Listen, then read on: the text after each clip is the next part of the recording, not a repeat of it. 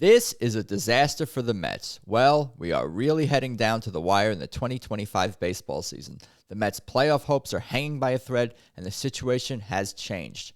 The team has a huge task ahead of themselves to turn it all around this week. I'm Adam Choit, your host for today here on Mets Digest. And before we dig in on all that, I just want to give you guys a quick heads up, a quick reminder to please subscribe, because as you can see, 67.5% of you guys watching these videos are not subscribed. So please take a quick second to do that. It is appreciated for sure.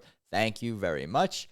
Let's get into it. Things are looking dire for the 2025 New York Mets. Things are looking bad. Despite some nice moments and impressive individual performances since June 13th, the Mets have been one of the worst teams in baseball. Let's take a deeper look into the current standings and see what is the situation. What are the Mets looking at the moment? As you can see here, this is the wild card standings. The Mets and Reds are currently tied. The Diamondbacks just one game behind. And the Cardinals, Giants, and Marlins are all hanging by a thread, hanging by a fringe, if you will. The Mets play the Marlins this weekend, so those games against the Marlins could be potentially meaningful as well. That's something to keep an eye on, too, as the Marlins season hangs by a thread as well. But how the mighty have fallen. 21 games above 500 at one point this season. Now look where the Mets are, tied for the final wild card, with, of course, the tiebreaker going to the Reds. More on that momentarily.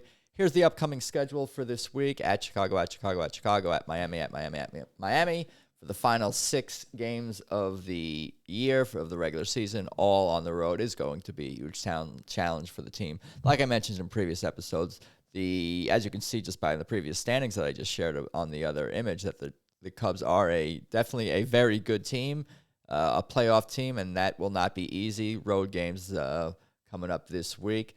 They don't really have the pitching matchups. Cade Horton's got a 2.66 ERA. These are the projections per Metsmerized.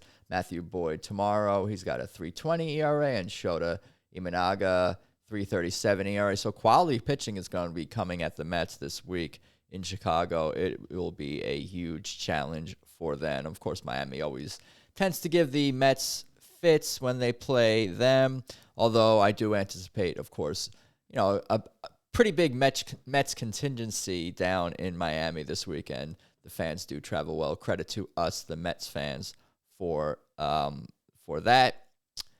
Let's see here. Yep, wild card update. Metsmerized here. The Mets have lost control of their destiny. Not ideal. Not ideal. Welcome to the final week of the season, says Anthony DeComo. 6 games for all the marbles. And we'll get into his, he had a good piece on MLB.com.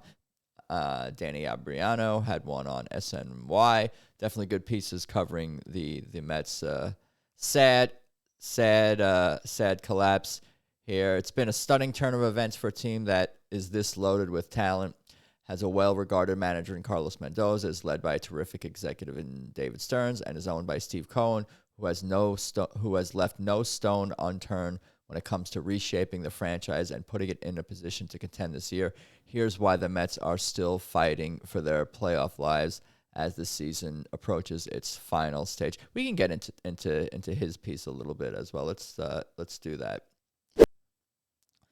I took the main bullet points and put them all together for you guys, but definitely check out his piece on SNY where he dives deeper into the 3 biggest reasons the Mets are left fighting for their playoff lives in the season's final week.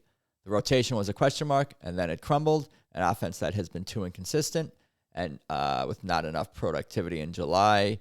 And the rotation, when it was in need of arms in July, the Mets opted to rely on bullpen games and lesser arms, I would say, and to keep a struggling Paul Blackburn in the rotation. They lost his last 4 starts.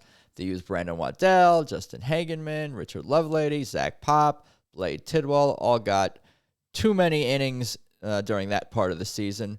There's definitely debate as far as, when it comes to should the Mets have brought up McLean earlier, should they have brought up Brandon Sprode earlier, should they have brought up Tong earlier? Tong has definitely had some ups and downs, and these pitchers may not be perfect. Of course, McLean has been excellent. Sprode's been pretty good too. They may not have been ready if they brought them up earlier, but clearly the Mets were not putting the most quality, the best talent on the field. That I think that goes without saying. They were not putting the most talent in the organization on the field during those struggles in the season, and that's just another reason why the season has kind of turned out the way it is. There's plenty of blame to go around, and there's plenty of articles out there covering this, and I'm going to continue to show you a little bit more here. With 6 games remaining in the regular season, it's certainly true that things aren't looking great for the Mets. They're now on the outside of the National League postseason bubble looking in. After once holding an 8.5 game margin in that race, they're no longer in control of their own destiny, meaning the Mets could theoretically win every remaining game and still miss the playoffs. 8.5 game lead they held in the wild card. The Mets are tied with the Reds for the third and final NL wildcard spot, but the Reds hold a crucial head-to-head tiebreaker, meaning if those two teams remain knotted, Cincinnati will advance to the postseason, and the Mets will go home. The Diamondbacks lurk 1 game further behind. They, too, own a tiebreaker over the Mets, but the Reds hold 1 over them. If all 3 clubs finish tied, the Reds will make the playoffs. In other words, for the Mets to qualify for the postseason, they'll need to finish at least 1 game ahead of both the Diamondbacks and the Reds. There's definitely some hurdles to overcome for this team. That is for sure. Just how unique is all this? Extremely. On June 12th, the Mets were 21 games above 500. Unless they win at least 5 of their final 6 games, they will finish with one of the 3 worst records of any team in Major League history to climb that high. This type of collapse, in other words, is all but unprecedented. It's entirely different than the 2007 Mets, who infamously blew a 7-game lead with 17 to play. The 25 Mets have fallen far more slowly and steadily down the standings. Yeah, what a sad state of affairs for the 2025 Mets.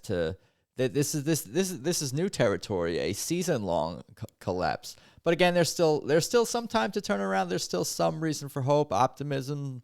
I suppose as the Mets head west, there's still time to turn it around if they can get their act together very quickly. Here we got I got the lineup actually for tonight. Let's take a look at that.